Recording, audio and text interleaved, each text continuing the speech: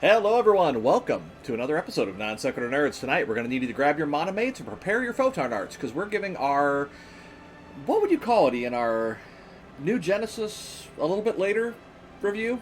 It's been over a month, so we're going to be talking about new Genesis. Like always, though, I am Tim, joined by Ian. How's it going, buddy?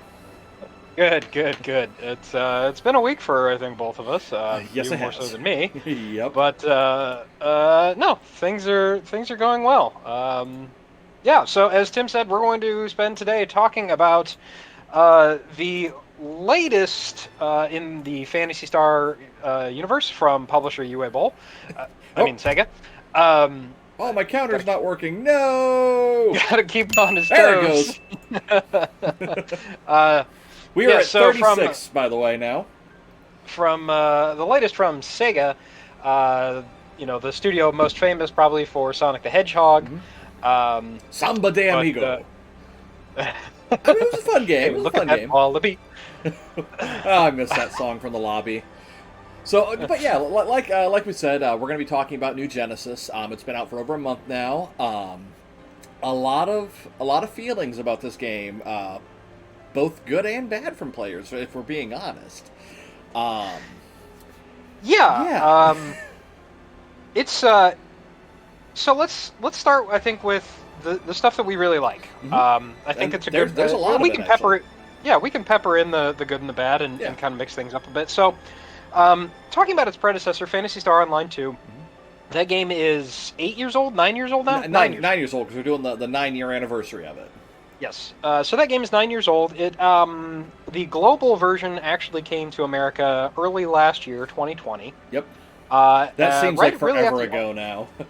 Right. It really kind of came out like right towards the onset of the pandemic and the lockdown. So a lot of people, Tim included, who were furloughed during that time period, basically got to play this game nonstop. I mean, it's several like, months. Yeah, so- I remember like the closed beta came out. I got into that, and I'm like, man, this is really taking me back because I played the Phantasy Star Online 1 back on the Dreamcast, years ago at this point. Absolutely loved it. Spent a lot of time on it. You actually had it for the GameCube, if I remember right. Yeah, I did have it for the GameCube. You had it for the GameCube because you had it, I had it, Kevin had it, Jory had it. Yep. Because we all would. I mean, I sank probably 500 hours Oh, into that easily, game. I mean, easily. we all had like maxed out money, like stupid amounts of gear, Oh, yeah. like playing on the hardest end. Like we would purposely handicap ourselves just to make the game harder. Yeah. That was also back in the day when all we had was like local play. Like, Yeah. I mean, the GameCube had a modem, but I don't think it was I don't think expensive any of us had accessory. it. No, I don't even think you had it. Did you? Mm-mm. I know I had Yeah, which is surprising because you usually had all the weird like extra add-on crap for Right. systems. I know. Obviously, I had the modem for the Dreamcast, but the Dreamcast came stock with a modem, which was nice. Right. So I played that online a lot. But yeah, the closed beta came out for Phantasy Star Online 2. Played it. It gave me huge nostalgia. And then, like Ian said, when it launched, was right around when places were shutting down. A lot of people, myself included, there was no option to work from home. It's kind of hard. I've said this before. I work in an RV factory as my day job. It's kind of hard to do that from home. I mean, I live really close to work, but still, there's really no good way to do that. So that's what I spent my time doing during shutdown when you couldn't go anywhere, you couldn't do anything, is I played Phantasy Star.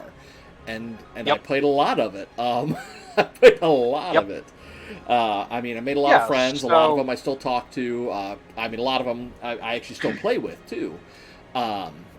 But yeah, so I mean, here we are now. It's midway through 2021, and we've had New Genesis for a little over a month now.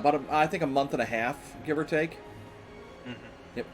Well, yeah, because New Genesis for maybe about a month and a half. Because I Yeah. believe the official launch date was the 7th or 9th, the 9th, I think, Of June. Yep. June. So, so we've had a little over a month and a half. Yeah, and if you folks remember, Tim and I played the closed beta test. We were some of the few folks that got into the beta. We shared our feedback on how that went. We did a couple of live streams of that weekend, which Yep. was basically just us marathoning New Genesis, Yep. the beta, in order to really get get the experience and also get the rewards, because those of you that played the rewards or played the closed beta could get rewards depending on some of the things that you did. Yep.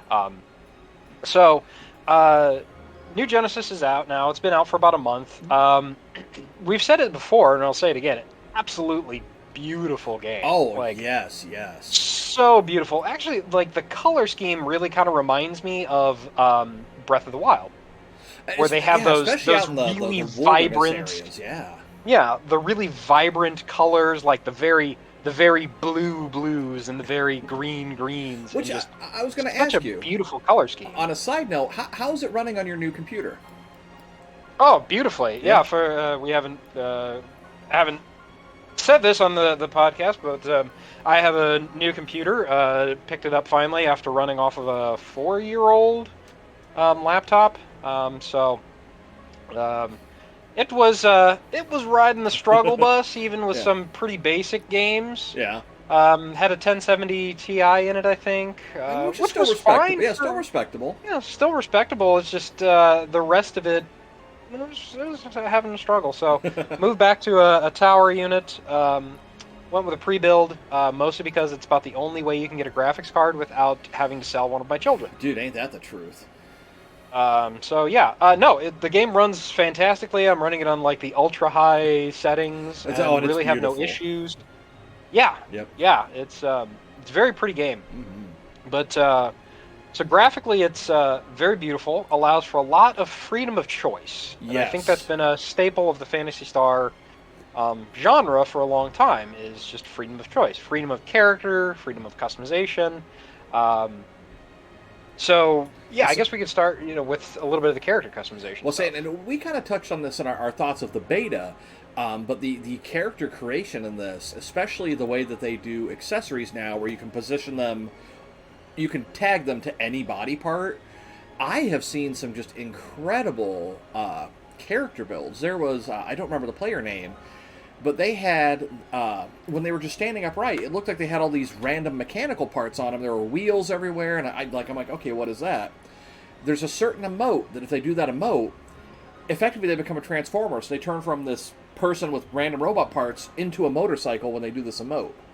And like I saw them. Okay, yeah, I saw them. You know what I'm talking about. Yeah, I can attest to this. The amount of time that must have taken to figure out exactly how to position everything to get that was insane. I saw another player that had, same thing, taken some older cast parts, and same thing, attached them to different areas, but they looked like a giant robotic dog. I mean, nothing moved because it was all stationary parts. Right. Like, I took a picture of it. I'll have to show it to you. But, yeah, they were a giant robotic dog. And just, I mean, even beyond that, there have just been some really unique character designs. I know with PSO 2, the body shapes, while there were some variations, if you wanted to be like my character Ulrich, a big dude, every big muscle dude, he is the biggest dude. I have to admit something. I've seen people bigger than Ulrich, but at that point, it looks comically big. yeah, especially the one character that has skipped. I'm sure you've seen them around. I can't remember the character name, but they look like they've skipped leg day. Yep. Ultra huge, upper torso. Yep. And then they have a female doll's head that is just nightmare fuel. I actually saw them just a few minutes before we recorded. I know what you're talking about. Yep. Nightmare fuel. Right. It's that character model loads in, and you go, "Oh my god, I'm gonna have dreams about that." That is my sleep paralysis demon right there. Yes. But exactly. yeah, New Genesis is allowed. Especially, in the beta, we didn't have all of our prior accessories, outfits, whatever have you. Now that the game is launched and all that imports over, all the old hairstyles we unlocked, outfits, accessories, all your emotes, all of that carried over, which is really nice that, especially for a lot of that stuff, is stuff that players have spent actual tangible funds on. To be able to keep that, I think was a really good move on Sega's part. Just because, I mean, I know people that every time a new scratch ticket would come out would drop, honestly, a couple $100 on new cosmetics. So, I mean, let's be honest, it's a free-to-play game. That's where Sega's making their money, is on these cosmetics. But it was a good gesture for them to make it usable. The only downside, speaking specifically to costumes, is those aren't all tied to the old PSO2 body type. So when you wear an old costume, you have to default back to how a PSO2 body looks and is shaped and is customized. Versus the new Genesis stuff obviously works with the new body types. So there's a little bit of give and take. You do have a lot of customization. They have come out with several scratch tickets since the game was launched that are specifically for new Genesis. They just launched a new one middle of last week that had a lot of new cast parts, which I know a lot of the cast players have been wanting since day one, because other than the default ones, there were no other new Genesis specific cast parts. So I know a lot of people were pretty happy about that. Yeah, I know cast kind of always seems to be like an afterthought, and admittedly, it's kind of hard to build customizable parts to a robot. Right. Unless it's like the female cast, which really look more. I mean, they're more human looking with just like, seams on their bodies where they just have seams or some extra pieces and things like that. Right. But, yeah. So unparalleled customization in more ways than really any game that I've ever played. Like, yeah, you can spend a lot of time in like Elder Scrolls or Fallout, like customizing your character. I mean, you can make Sam Jackson in Fallout 4. You can, yeah. Or Mass Effect 3, and I've seen people make Sam Jackson in Mass Effect. Well, heck, I made Jason Statham in Skyrim when it first came out, and that was by accident. Except then one of my friends said he looks like the love child of Bruce Willis and Jason Statham, so I named him Bruce Statham. So I mean, that's a tough guy right there, Bruce Statham. Race him. There you go. There we go. So yeah, unparalleled customization options. So you could spend like dozens of hours just like tweaking and tuning your character. Mm-hmm. I don't necessarily know anybody that would have spent that much time on character customization, but I don't know what you're talking about. Well, I mean, but like the thing, like now that I've got Ulrich to pretty much how I want him, like I'll tweak like a few small things here or there as I go. The only downside, if we're going to talk about pros and cons, one of the downsides that I see with character customization is my character is built to be just huge. With most melee weapons, the model works with it perfectly. For ranged weapons, specifically rifles, like you've seen it, you know what I'm talking about. When he shoots, it looks like his one arm turns into a giant chicken wing, effectively, and just like stretches way out, like 3 feet away from his body. I don't know if it's just because of the proportions are weird and the weapon doesn't understand how to attach to it. But you do see some weird little things like that. It doesn't happen very often. But apart from that, some accessories, particularly ones from the base game, do have some clipping issues you may have to work with a little bit. But I mean, like Ian said, it's a very in-depth character creator. They can't have possibly... I mean, it's impossible for them to have thought of every single angle that a character would have put every accessory at, attached to any point on their body. I mean, there's just... that's an impossible feat for them to come up with every single option. So you are going to see a few things like that. That does take a little bit of tweaking. Some things like the rifle with his arm, there's not really a way for me to fix that because those are the animations that are built into the game for that weapons attack. There's not really a way for me to fix that other than to completely change my character body for one weapon type that I'm only using it to level up that class. So... there's some other things like, weapon size scaling. When Ulrich uses twin machine guns, he looks like it's basically like looking at Shaq drink a normal sized soda can. I've seen that meme. Yeah, or Andre the Giant, or anyone that is any person who is just massive trying to hold a normal sized I shouldn't say human, a average sized item, right, is just, it's comical. It truly is comical. Plus, with especially the gunner seeing Ulrich dance around the battlefield like a ballerina is just I say doing the flippy amusing in and doos of itself. Yes, exactly. So from there we'll move on a little bit. The user interface, I feel like, has been simplified to an extent. Yeah. Same basic palette system where you have the bottom row of of one keys 1 through 0, action keys, and then you have the mouse click palette. You can either have the 2 or 3 button palettes. Yep. I play with the 3 button myself. I think Same. it's easier for me anyway. And also natively supports controllers on PC. Which is Because of nice. obviously their direct tie-in with Nintendo, or I'm sorry, Nintendo, Xbox. People Xbox are PC. still hoping for the cloud version of New Genesis to come to the States so that people on the Switch can play it on the go. Which would be kind of fun. Right. That's why I still have. That's go why I ahead. still have my laptop. I can play on the go. I just have to have internet. There you go. But, Now, I've played, like when I do go on my laptop, I play with a controller just because the trackpad on my mouse, a laptop, the mouse trackpad on my laptop, good lord, is not the greatest. So I tend to play with a controller just because it is easier on my laptop. But when I'm at my desktop, it's exclusively mouse and keyboard. I mean, either one works really well. Both are very fluid. Really, I mean, not a whole lot of complaints on the controls of it. The only one I have is in the base game. Your quick menu, when you hit like the escape key or the back key if you're on a controller, or F9 depending on how you have it set up. It's F9, excuse me, for quick menu. That, in the base game, you could set, like, there were 10 different layout options for, at least 10. And they've seemed to kind of condense the ones that players use the most into this new quick menu, but there's no customization on it. I remember, like, the old one, I had it set up for communication, which allowed me, like, had, like, party options, chat options, my emotes, and my symbol art, which is kind of a dying thing right now if you're not... We'll get into that here in a little bit. But now you're kind of tied to that one stationary quick menu interface. Now, I mean, they may change that. There are still ways to get to those other options. But from playing PSO2 for so long, I, for the longest time, instinctively would hit the keys that I needed to go to, like, my symbol art menu. Well, that menu's not under quick menu anymore. I have to go to it a different way. But really, that's the only complaint I have on the controls for it. It's pretty well laid out. I mean, they did a pretty good job on.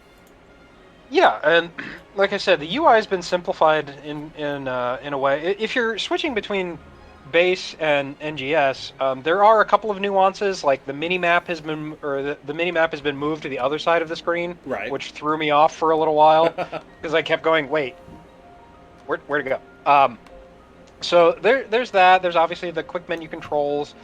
There's a couple of minor things that I've run into. Nothing really that I could make a complaint about, though. Yeah, like, I mean, it's just like anything with playing a new game. It's you have to learn the new control scheme, the new systems. Yep, absolutely. So, but I mean, not really a whole lot of complaints on like the interface and the movement systems.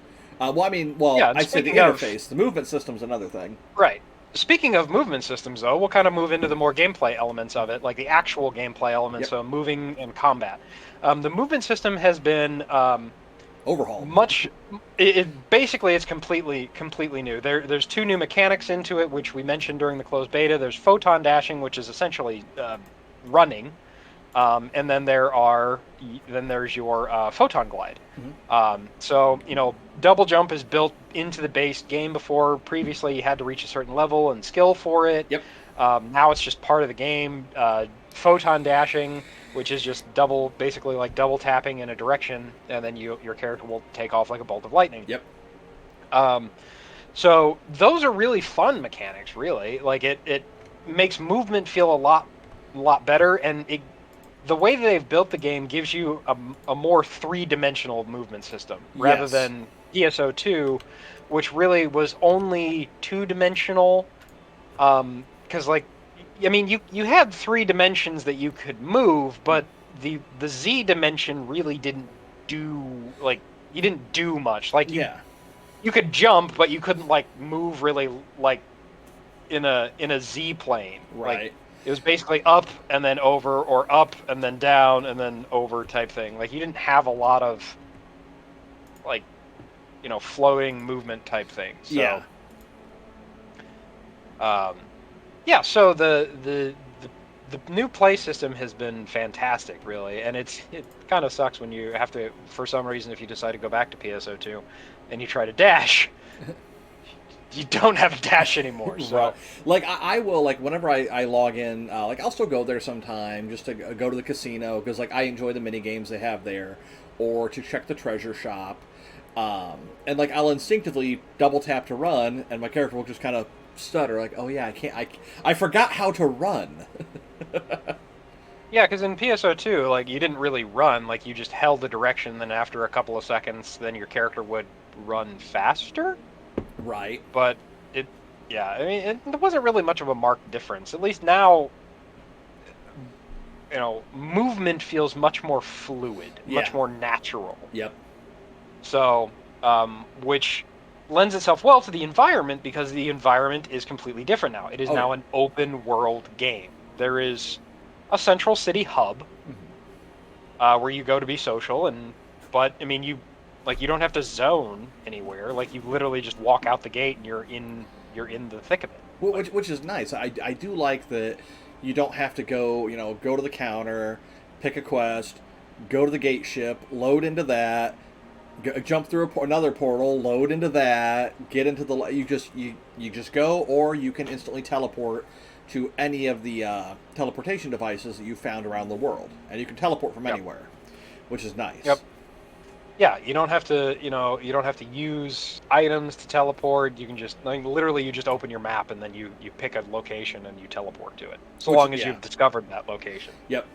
Which I Um, know a lot of players. That's one of the first things they did was find all those just so they could get around a lot quicker. yeah, yeah. I think that was one of the things that I did. I was just like, well, I'm gonna go look for Ryuker devices so Yep. that I don't have to run everywhere. Exactly. Um, Yep. yeah. So open world. Again, kind of that Breath of the Wild feel to it. Like you're not really limited where you can go. Yeah. There are obviously the different subzones have like certain level of enemies. So if I tried to go into North Aelio and I was a level 1 character, I would just get the crap kicked out of Right. me pretty much instantly. Um, And we but should say that to access the areas is just as simple as doing the story, which the Mhm. story will naturally like effectively show you around where to go, what to do, and it will tell you hey, this new area, to get to it you have to have a certain level of battle power, which the game explains is kind of just a general gauge based on your class, your level, your weapons, your units, which are like your armor, based on how all that is set out, roughly how strong your character is.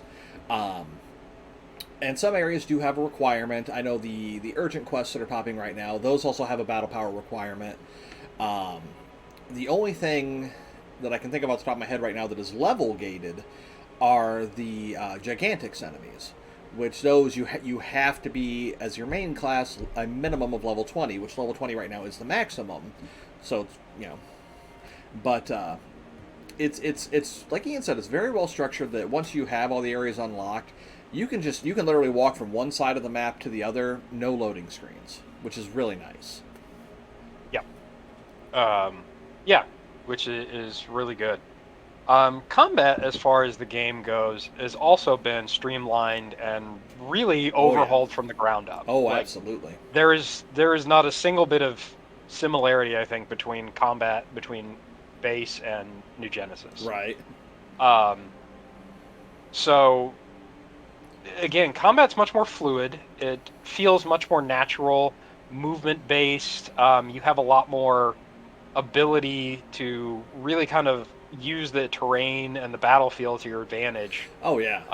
To kind of help things. Like, there have been several instances where I'll be playing like a ranged class and I'll see a boss enemy powering up something and I'll duck behind a tree. Right. Which is Um, nice. I've done that a couple right, times myself. right. But every combat class has, I mean, you have the ability to dodge as well, so Yeah. you can dodge attacks, which for me, I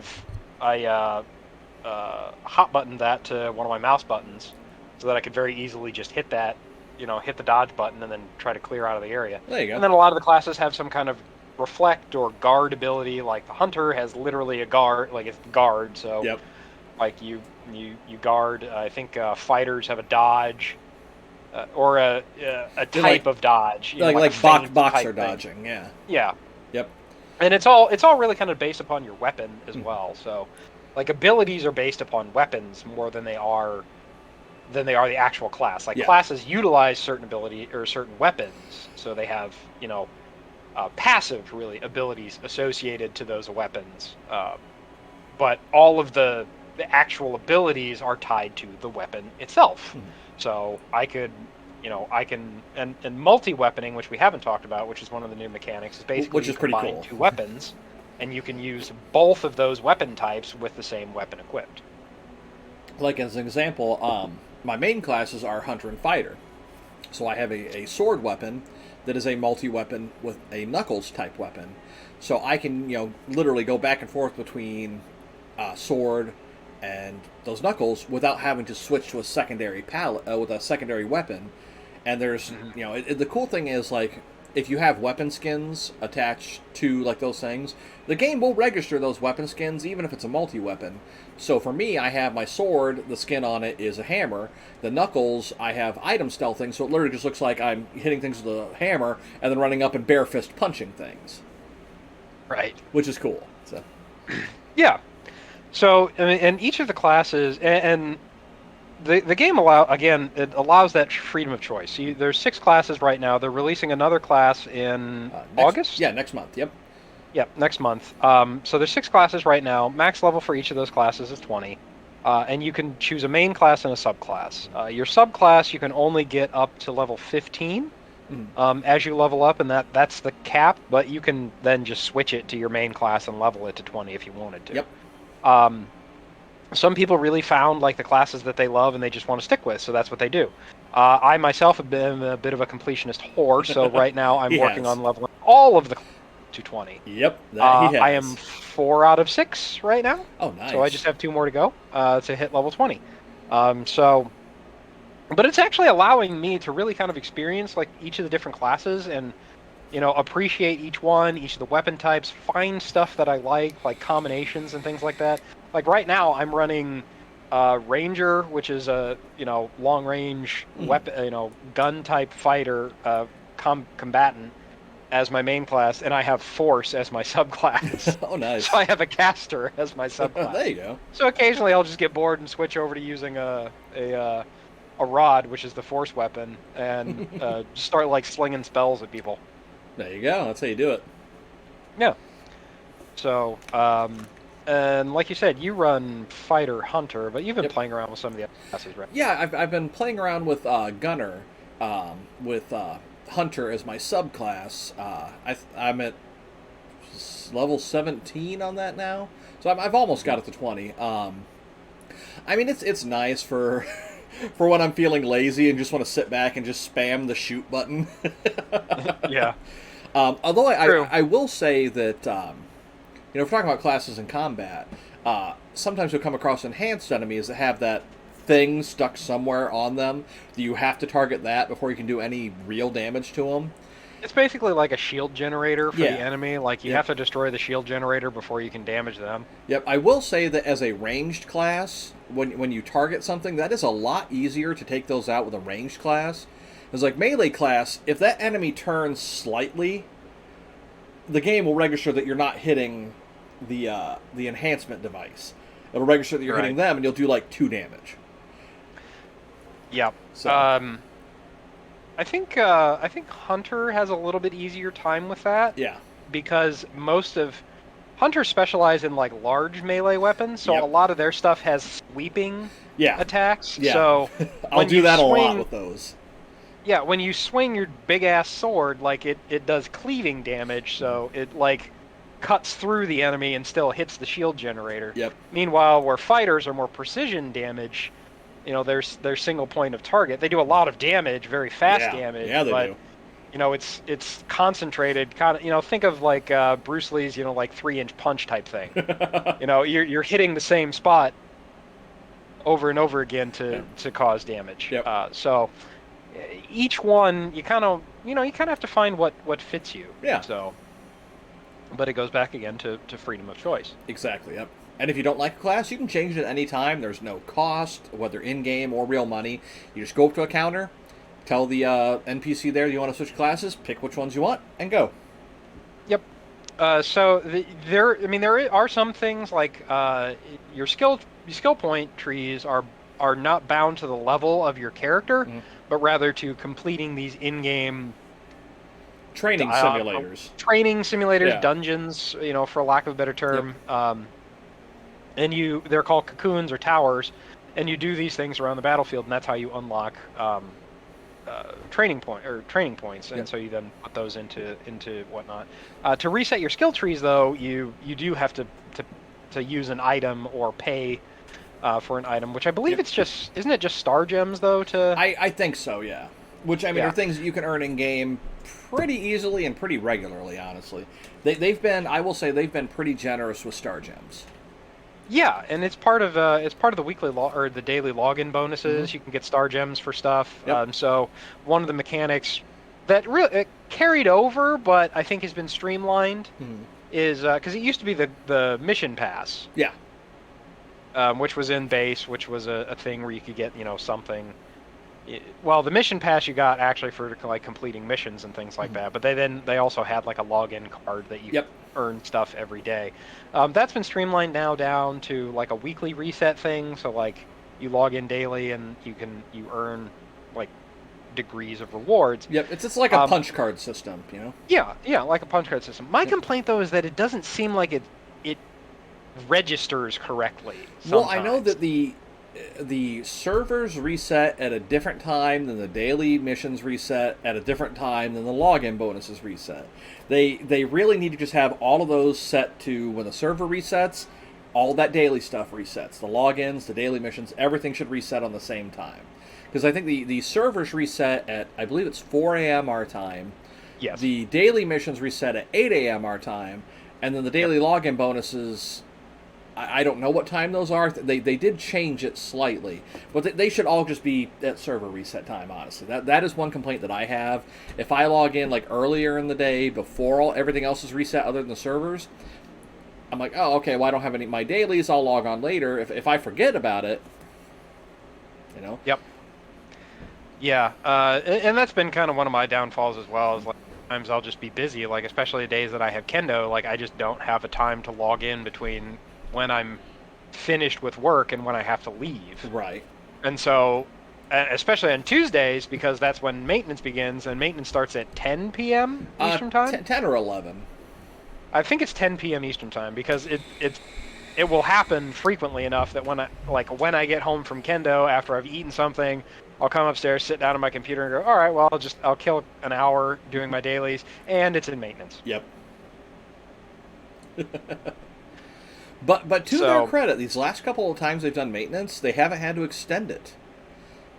So I mean, right, they've gotten better. I know the first couple weeks, since we're talking about maintenance and whatnot now, the first couple weeks, it would kind of became a running joke that 3 hours before maintenance would end, people would go, "All right, how long are they going to extend it to?" And lo and behold, they right, would extend it. And I mean, yeah, admittedly, the game did have some issues that they really did need to do maintenance on.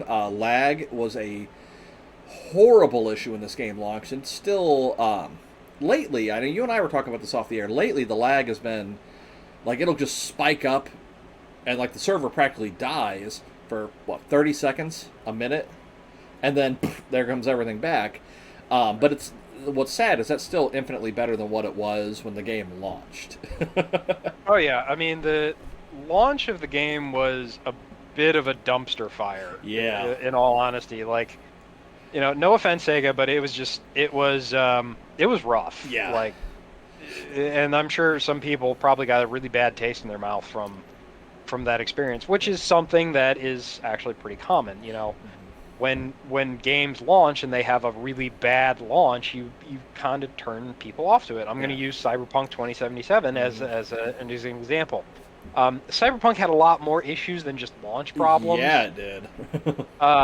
There was the issues went deeper than just like game mechanics. It was marketing promises, bad PR, Yep. all of these other things. Effectively 2077 was released probably 6 months to a year ahead of when it should have been. Yeah, they should have pushed that back a little longer. And then obviously it caused a lot of really hard feeling Yeah, it and did. really like jaded player bases. Like, I'll Because be for honest, some I still people, haven't beaten the game. yeah, I mean, for some people, like the game was just unplayable. Yeah. Like it just, like you just could not play the game. It was just so buggy or would crash. They did a lot of stuff to try to get it up and running, but it's been 8 months. I think so. Well, it came out in November, so yeah. Holy Yeah, crap. I mean, it's been 8 months and they're still recovering. Um, I just threw a tea bag by picking up my cup of tea, and I don't know where it went. huh. Okay, then. I just saw it go flying up, and I don't know how that happened. Okay, then. Um, Anyway, Uh, so yeah, lag was a big issue. I know that the player shop was another issue that myself included. A lot of people were. Some people were much more passionate about that being broken than others. Let me tell you, looking online. Um, but you couldn't search for stuff. You would put stuff up for sale. Nobody else could search for it, so you wouldn't sell anything. Um, I know one thing that is both a blessing and a curse for people are featured items. Because if an item is featured in a scratch ticket, it can be resold like any other AC currency scratch ticket item. But for featured items, the price is locked. So what that means is that item is either going to sell for, or well, is either going to have to list for way higher than what it's actually valued at for most people, or way lower, which means that you might have a harder time finding it because people that put an item up and go, oh, this is only listing for 500,000. Well, everybody wants this hair is usually the thing. Everybody wants this haircut. I'm not going to sell it for 500,000, so nobody else will list it for 500,000. So they wait until it's either not featured and they can list it at a higher price, or they just put it in their bank and wait, a couple months for that scratch ticket to go away, and then try to sell it again. yeah. Which, I mean, it's kind of a double-edged sword. I mean, because the people that do list it, you can get stuff for sometimes a lot cheaper than what it's valued at, but other times it may be an item like some of the cosmetics that I know are not 500,000 or 1 million Meseta or whatever they're priced at. Um, I lost my train of thought. Cosmetics are one of the things that I'll see something I want. I'll know like nobody else really wants it. I know it's not worth that much, so I'll wait until it eventually gets off a featured or that scratch ticket goes away. Um, but yeah, right now since it is still a newer game, there are some stuff that people are selling for high, particularly the scratch ticket items. Weapons and units go for next to nothing right now, but there's admittedly not a whole lot of options for those right now. I remember when I got my first 4-star weapon, which right now 4-star is the highest maximum rank that you can get for a weapon in the game. I got one. I'm like, oh, it's really awesome. Then I got lucky and got a second one. I'm like, oh, I'm going to sell this. And I think I sold it for like 5,000 Meseta. Which, I mean, admittedly, they are the most powerful weapons in the game right now, but they're not the most powerful weapons that will be in the game. And the drop rates on them are, I'll be honest, pretty decent at this point. Yeah. So you tend to get them a lot. So a lot of those, I'll sell for just more than what I'd be able to sell it to the NPC shop, but not as much as what I wish they were worth. So. I didn't tell you this. The other day I sold a 4-star weapon with a fix 3 on it for 50,000.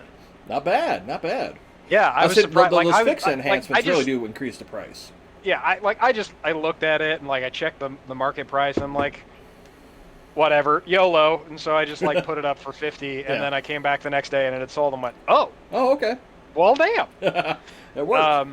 Yeah, so the we're talking about the item shop and the things like that. So we can talk a little bit about the economy. It is a 100% player-run economy with a few exceptions, with being those featured items which have a base price to them.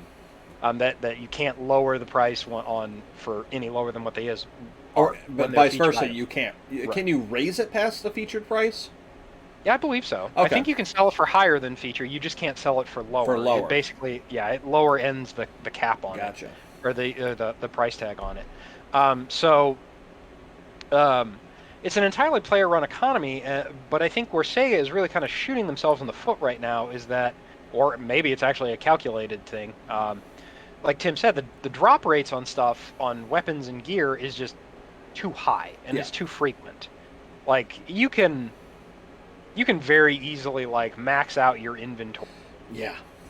your character inventory in an hour, like Easily. I mean, just running through some of these zones, especially doing like the events like PSE bursts and things I like was that. just gonna say, like, you and I get a couple PSE bursts, and we're both like, "Hey, I got to go back to town and clear out my inventory." Right.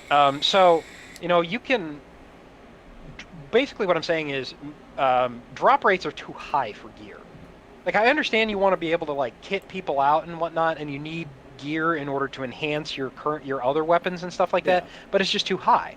With the number of with the number of players that are out there and with the amount of gear that drops, it's just ridiculously high how much is out there. And Yeah. so and people are lazy, so they're just like, all right, whatever. I'm just going to sell these 30 swords on the thing for 1,000 gold or 1,000 meseta because it's going to take me all of 15 minutes to get 30 more. Yeah. So, And, people are and by the just, time you've gotten those last 30 have already sold. yes, exactly. So it like, um, the economy is it's very slighted right now. The only things that really sell for a lot of money are cosmetics. Yeah. And this is where I'm saying maybe this is a calculated thing by Sega because cosmetics and stuff like that costs real world money for you to purchase the scratch tickets because you have to buy AC. What is it, Arcs Cash or something Arcs like Cash, that? I think yep. is what. Now Yeah. the SG, kind of like we alluded to earlier, it's been the same SG scratch since the game launched. So I don't know off the top of my head how long this one will last.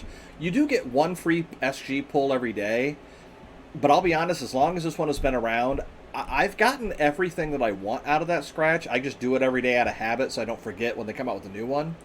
Yeah. I've just been turning all this extra stuff into recycle badges, which there's not a whole lot you can use recycle badges for yet, but I'm banking them up now for when there is stuff that I want that I can use it on. Yeah, me too. I actually got a featured item from the scratch today. I got Oh, the did you? little like the gold ticket. It was a hair that I already had. Oh, there you go. But it was I could still use the ticket because it wasn't bound to my account. It was just bound to the character. Oh, there So you go. I mean, Yeah, whatever. most of the stuff that I've gotten off the SG scratch is all account bound now. It's like, Yeah. I don't know if I'll ever use it for any other characters, but I have the option. And Yeah, which, exactly. and I mean, if we're kind of going off of stuff being character bound, your daily and weekly missions used to be in the base game. You could run them with every character you had on your account, and you could put all that money in one central bank account. Now your dailies and weeklies are account bound. So if you complete them all with one character, it's completed for your account. So there's not really, as of yet, there's not really a need for alt characters, except for like playing dress up with them. I mean, there's not really. Yeah, Yeah. the major issue right now though is the red box farming, which is Yeah. also causing inflation in the Yeah. in the market. So we haven't mentioned it before, but red boxes are a mechanic in the game where these are single use in-field collectibles. Basically, it's a red box. I mean, it's a red crate, item crate, and they usually have things like star gems or meseta in Yep. them. And again, you can only find them one time per character, and there's 115 of them I think so. Yeah. in the game. And so, we've seen a lot of these farmers that are literally going out because I think if you find all of them, it's like 1.5 million meseta or something I think like so. that. I mean, it's a decent amount of money. Yeah. Or like a million meseta. So people will go out, they'll make a character, they will go and find all the red boxes, bank that meseta, and then go and make another character. And so they're just driving We'll up the make a new economy. account because they're Yes, they're sorry. account bound. Yeah, they'll make a Yes, whole new sorry. account just to go out and do that again. And I don't know the specifics on how they do it. We won't really get into that here because I think that scalpers and people that do this are part of the reason that the player economy is so messed up. But through whatever means they do, they will get all that money onto one character then, and then just buy like a bunch of like popular items off the player shop, relist them for hire, and just lather, rinse, repeat, keep churning out money. Yep. Yeah. So it's there's issues with the economy right Yeah. now, and I don't necessarily know that Sega's going to do anything about it. They might just allow it to correct itself over time.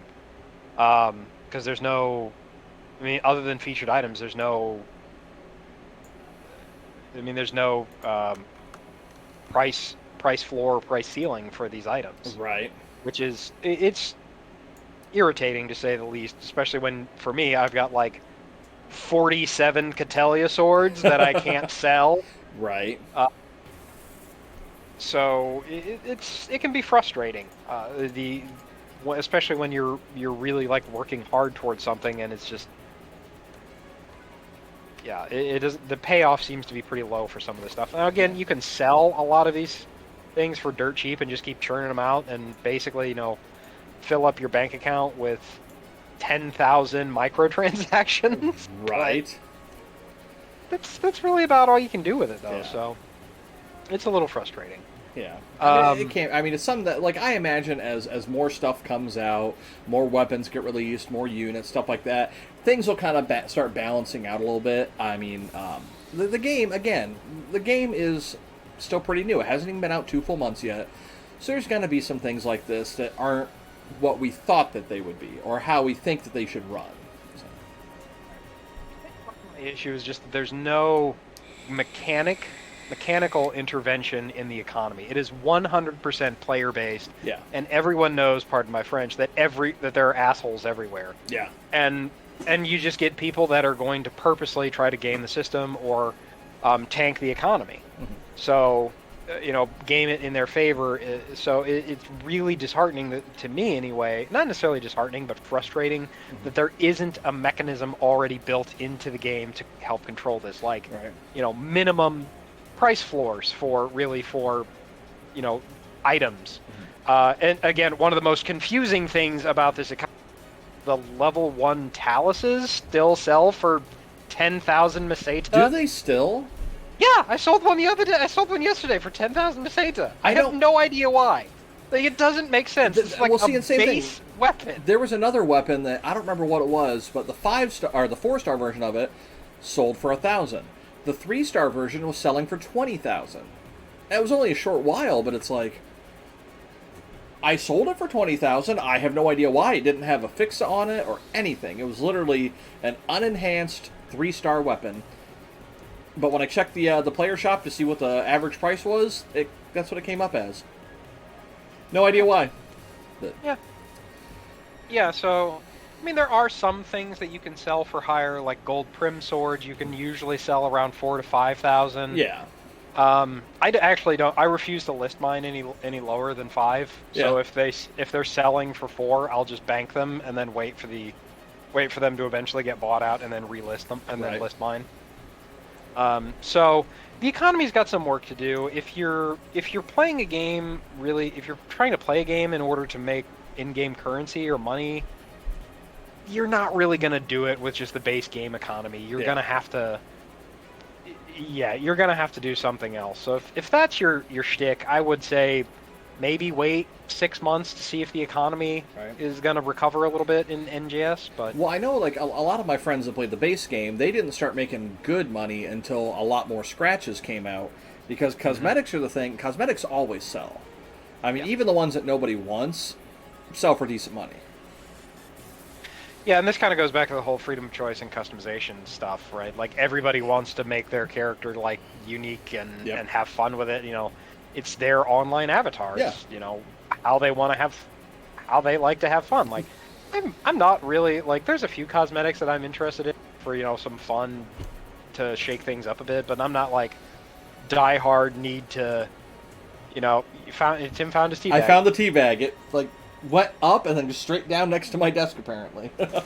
Yeah, there you go. So that's not really my motivation for the game, but there are other people that do it, which they're generally the people that'll hang out in the middle of the lobby and just like shitpost for an entire for hours on end, which I think leads us into the next conversation, which is the community. Yeah. So Phantasy Star, I think I feel like there's very little gray in the community. Yeah. There's either people are super nice or incel edgelords. Yeah. Like, there is no in middle between. ground.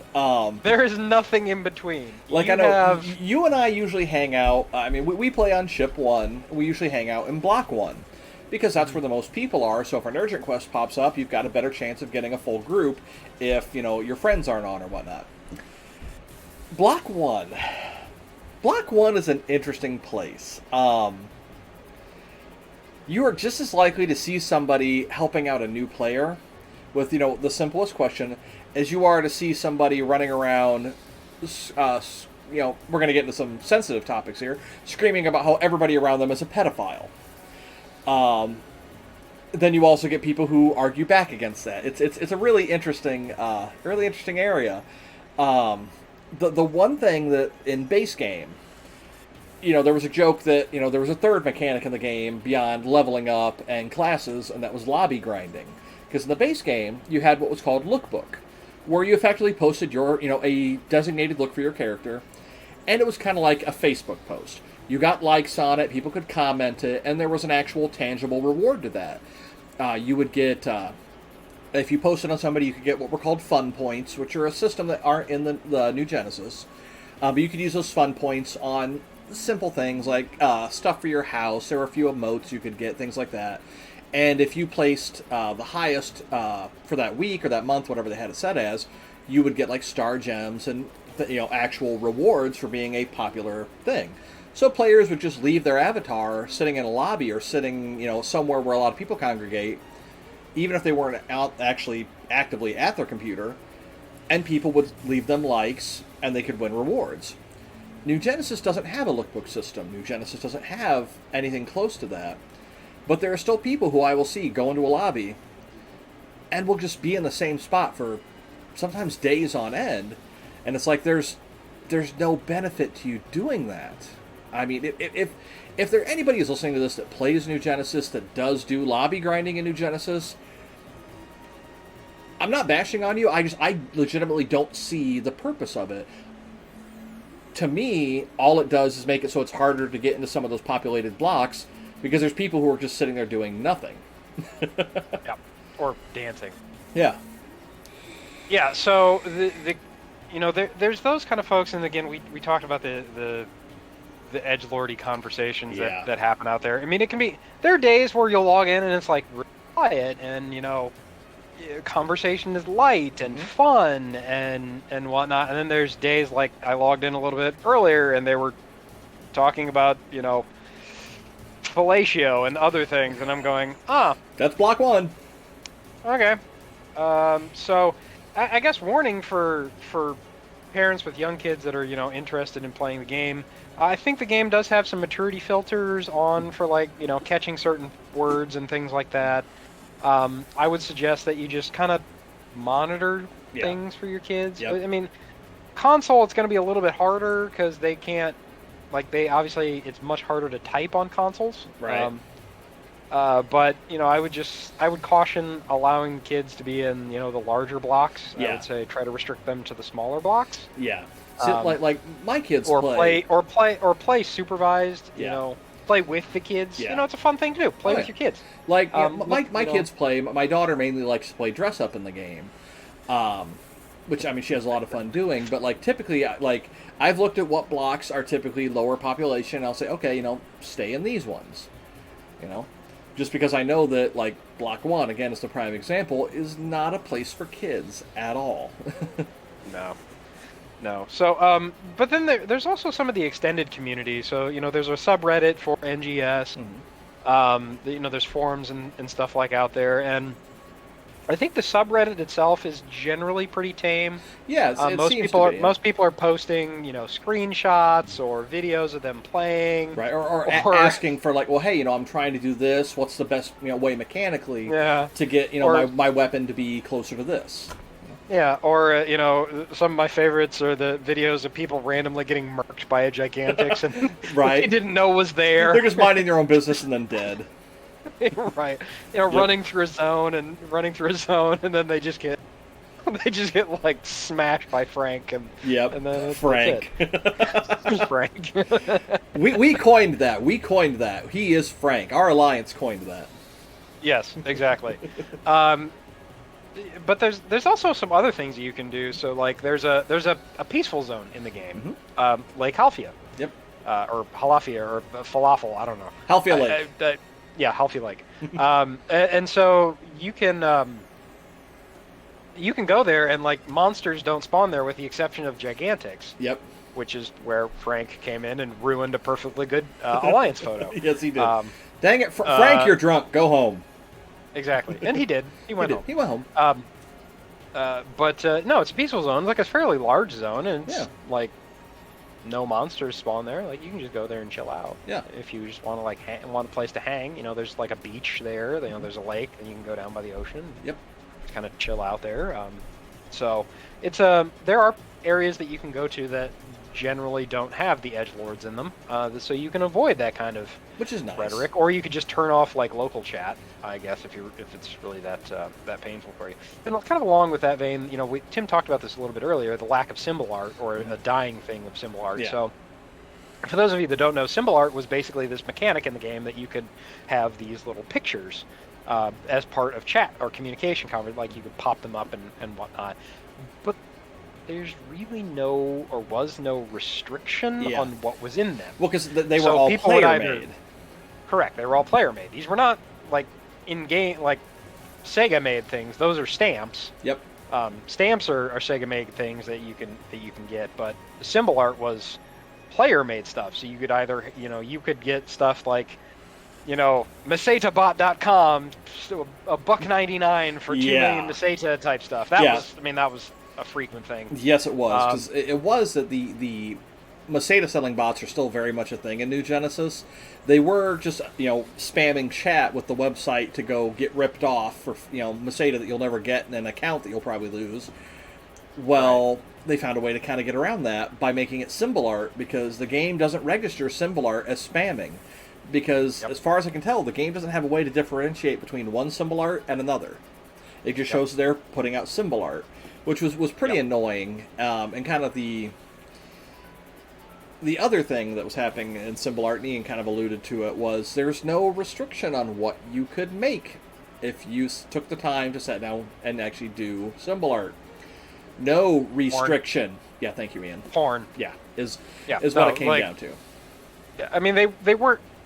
At least I never saw like actual like pictures of human beings. Usually it was like anime girls or stuff like that. Yeah. But porn, like the amount of anime boobs that I've seen in that game, just from people. Oh, you only saw the anime boobs? No, I'm generalizing. Gotcha. I mean, it got pretty graphic, like full on sex scenes. Really graphic. I mean, when my kids started playing, before I even handed them the controller, that was the first thing I did was shut off symbol art. Yep. So Sega took it because of the bot spammers, and there's some other questionable content things. Sega has since disabled symbol art for now. Yeah. Until they can find a way to better police that, I think. Yeah. It could have been a fun mechanic. It was a fun mechanic, but unfortunately, again, assholes in every universe, people abused it and have since ruined the fun for others. So, I mean, I had a couple symbol arts that I would use, but they were all like fun ones.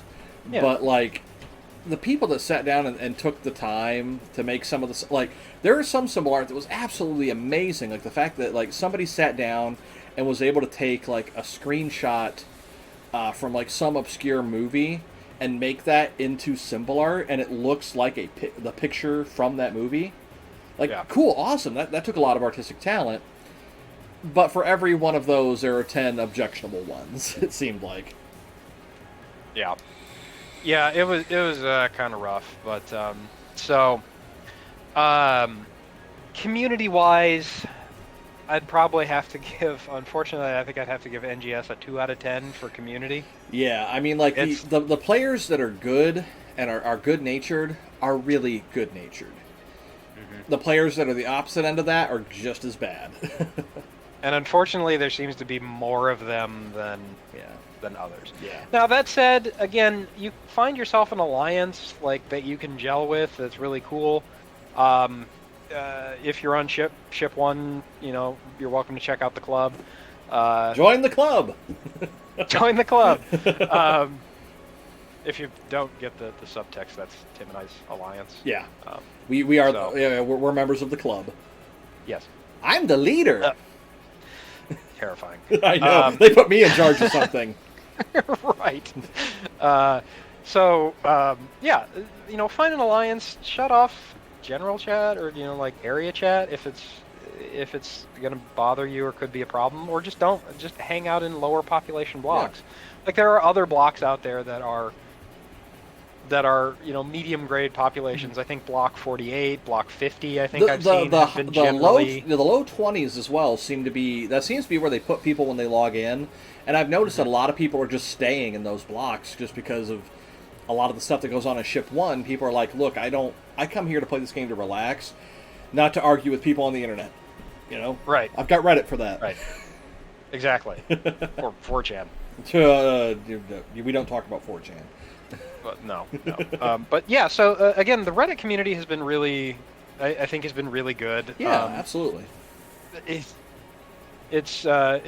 again fun to see like some of the things that people post. Like I enjoy taking screenshots of the game and just seeing like how they turn out and Right. whatnot. And I have some fun with that. And then one of our alliance members is just like a screenshot aficionado. Yes. You know who you are. Yep. So, but takes some very awesome screenshots. Oh, absolutely. And yeah. So again, it goes back to the whole thing that it's just a very pretty game. Yes, absolutely. Well, and people are using mods and everything for it now to kind of tweak the lighting a little bit and whatnot. And like G Shader, I think it's called. I think it's something shader. I don't remember. But like I've seen some screenshots where people are using that. Like they tweak the lighting, and like I've seen some shots of like beachfronts when the sun's setting with this mod on. Oh my God, is it beautiful! It's insane. But even the base game, without any additional tweaking to the graphics, is a beautiful game. It is a very beautiful game. Yep, I would agree. So I think we've covered about everything. Well, we haven't talked about just general content of the game yet. Yeah, I think that was where we were going to kind of start transitioning into, which is general content. Which I'll lead the conversation by repeating a Reddit thread that I saw yesterday, which was effectively the title was, "Hey, this is a really beautiful game. When does the beta end?" Yeah.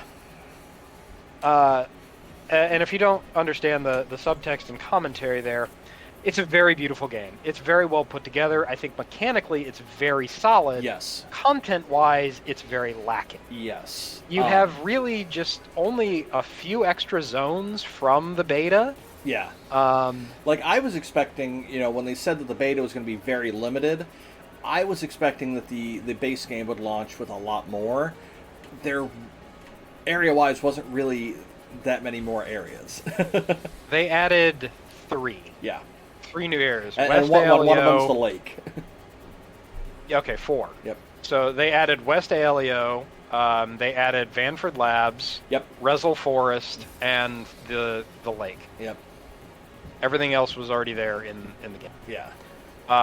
And there's just not, there's really not a lot of main quests. Yeah. Once you finish the story that's there thus far, it's pretty quick. You can get through it. I mean, if you're taking your time, 2-3 days? Yeah, a couple hours a day. I mean, that's if you're taking your time. Yeah. You can realistically get through it in one long play session. No, I mean, that being said, the story thus far does do a good job of kind of starting, because they did say from the get-go that New Genesis is a continuation of Phantasy Star Online 2. It does kind of do a good job of laying the groundwork of how it ties in. Spoiler for those of you that haven't played the story yet, the new enemy dolls are Dark Falls. Dolls. Oh, I see what they did there now. Which were the main enemies in PSO 2 and in a lot of prior Phantasy Star games. The Dark Falls, or Dark Force, depending on what translation you're playing, The dark spawn The dark or fall spawn. Yeah, I'll say Dark Spawn were Dragon Age. Well, I But think there was a game that they did say dark spawn or yeah, dark spawn was an enemy type, but the fall spawn are generally like, you know, dark falls is little dudes. yeah. But Anyway. it is the same enemy. New designs we've never seen before, so they're already kind of trying to lay the groundwork to make it tie into the old one. Your character shows up. They have no memory of how they got there, where they are, or anything before they awaken from this pod that shoots out of the sky. So it is going to be interesting to see kind of how they tie that aspect back. We are getting Right. more story as of now. December, I think it is what they're planning for, or winter. Yeah, Yeah. because I think didn't they update the roadmap that because I think they had it as December, but now the roadmap just says winter. Winter, yep. And they also next month, August, we were supposed to have the mag customization system launched. That's been pushed back just to say fall, which Yeah. I'm kind of glad that, because the mag customization, while cool, I don't think is something that needs to be given priority right now. They've got Yeah. a lot of other things that they need to kind of tweak and work on. So I do think it's a nice indication that they're not trying to rush out any extra content and stuff. That they are adjusting it and being realistic. That there's stuff they need to work on now before they add more stuff on top of it and then have to manage all that. So Right. it Well, I is- think when we yeah. also say content, we want to be clear here that we're talking about like story content Yes. or like exploration content, not like scratch tickets. Because I think Yeah. there's like 6 scratch tickets right now. Yeah. There's plenty of that content. Yeah, as What far, as, we're far as lacking- like cosmetics and socializing, there's a plethora of content. As far as Right. like story, more quests to do, events, things like that, we've had, I think, the same 2 urgent quests since the game launched.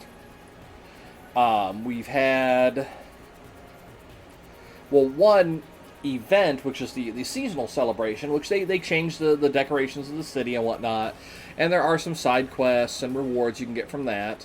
And they do also have they call it the web link event, where it's each week players are tasked, worldwide, from what I understand anyway, are tasked with doing certain things, and players as a community will earn points towards unlocking new things. That's been kind of fun. The stuff that you've unlocked hasn't been the greatest. I mean, I know it's a 9th anniversary celebration for PSO 2. I know 9 years isn't really a milestone year, but if they're going to all this effort to put out a new game, to tie stuff into that, to talk about it, it seems like they would have put maybe a bit more behind it. I mean, I'm hoping that next year for the 10-year anniversary that they just go all out with it. But yeah, for like story-wise and like missions, quests, things like that, there is not a whole lot of content yet. I mean, the game is still pretty new, but that brings me back to another Reddit post that I saw, which is kind of the counterpoint of what I just said, where a lot of people say, yeah, the game's new. PSO 2 probably didn't have this much content at launch. Somebody actually posted the release schedule for the Japanese version of PSO 2 9 years ago, and they were getting like new stuff like every other week, and we're getting fixes and updates and stuff to do every other week. So I mean, I know it's a new game. I do feel that maybe it was put out a little too early. Maybe they already had the groundwork to do some of the 9th anniversary stuff with the game, so they wanted to get it out before the anniversary. But I feel like, had it given even 2-3 more months, I feel they could have done a little bit more with it. I'm not disappointed in the game. I've been playing it every day. I log on to it, at the very least, do my dailies. But I feel like they could have gotten a little more out of it. Yeah, I feel like, and if anything, to fill the gap, besides these seasonal events or these types of things, and maybe we'll see it turn around here at the end of the month when the current seasonal events go away. Yeah.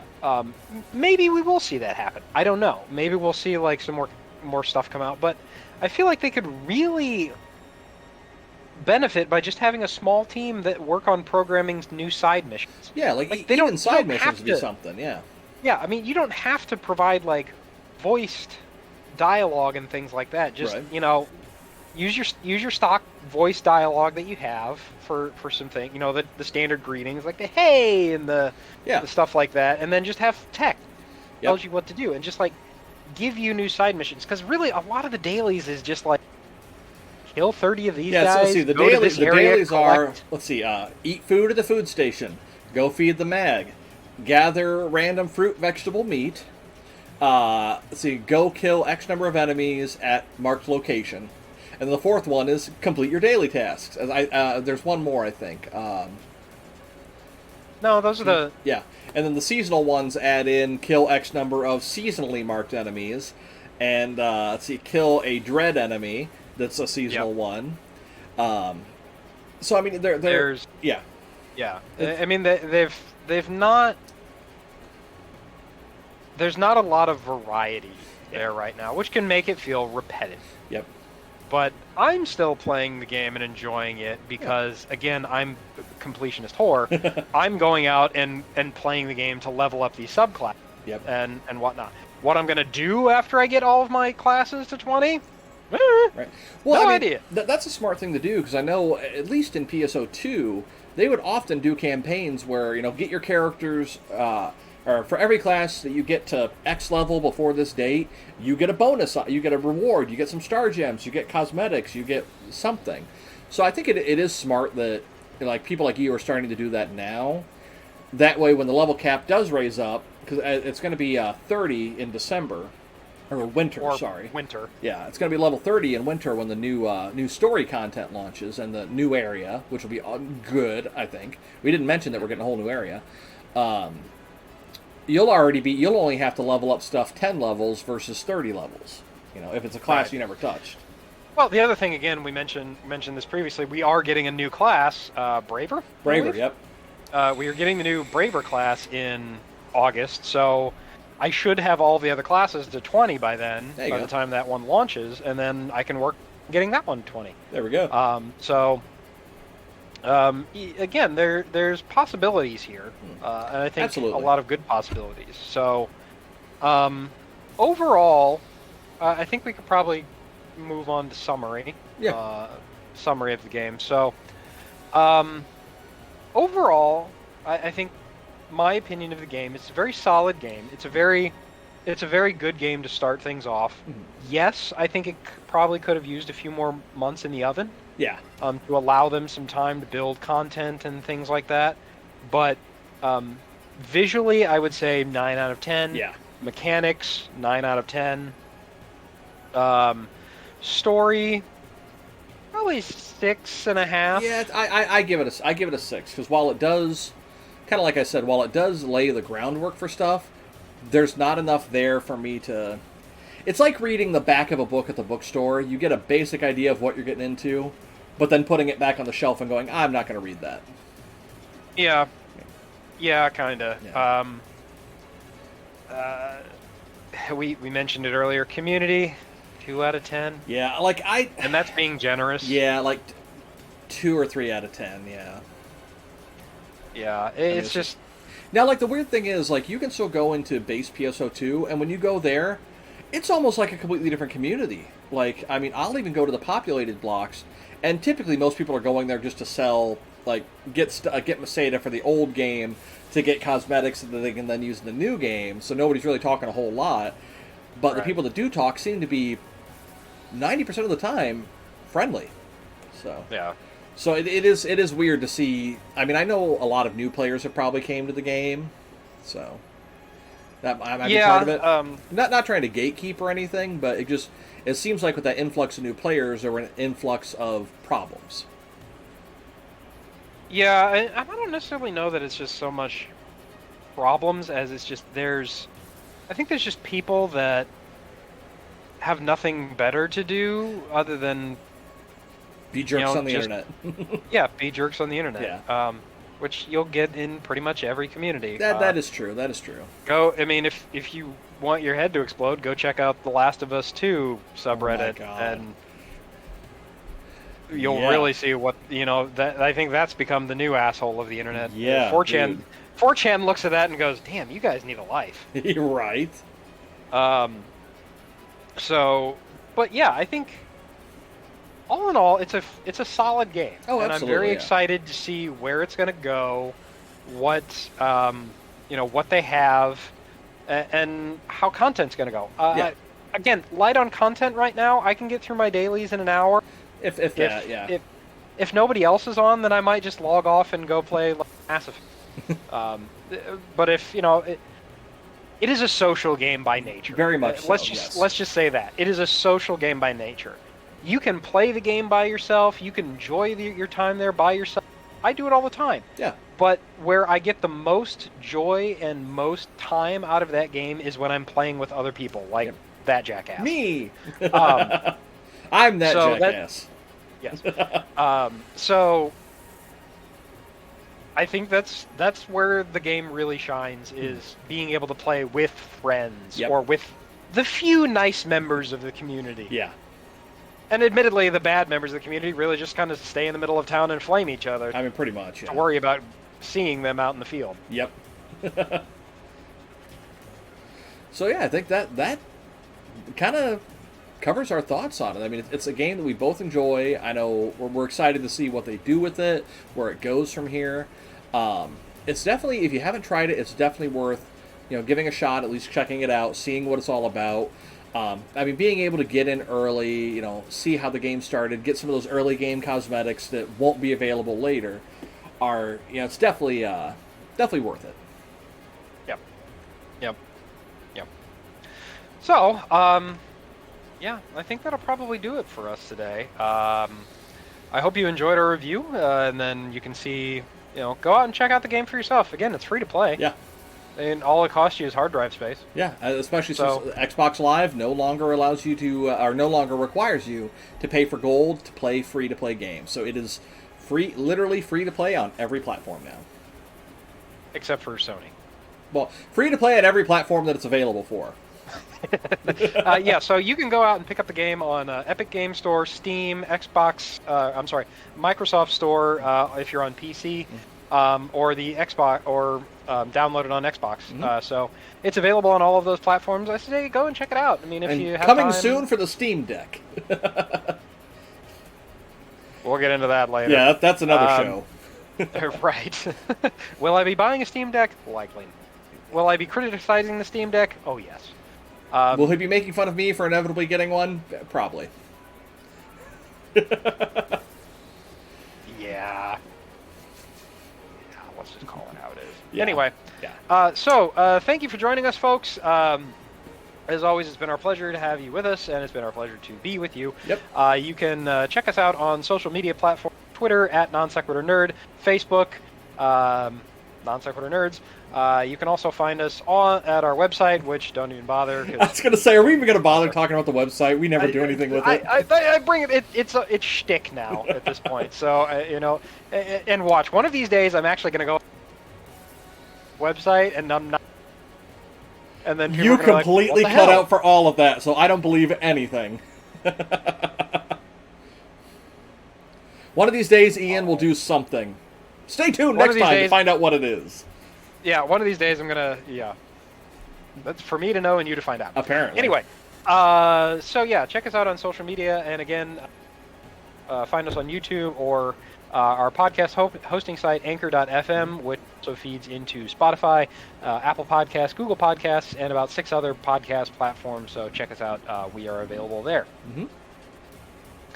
All right. Well, we thank you again, folks, and hope you have a good rest of your day, rest of your weekend, rest of your week, whenever you're listening, watching, whatever.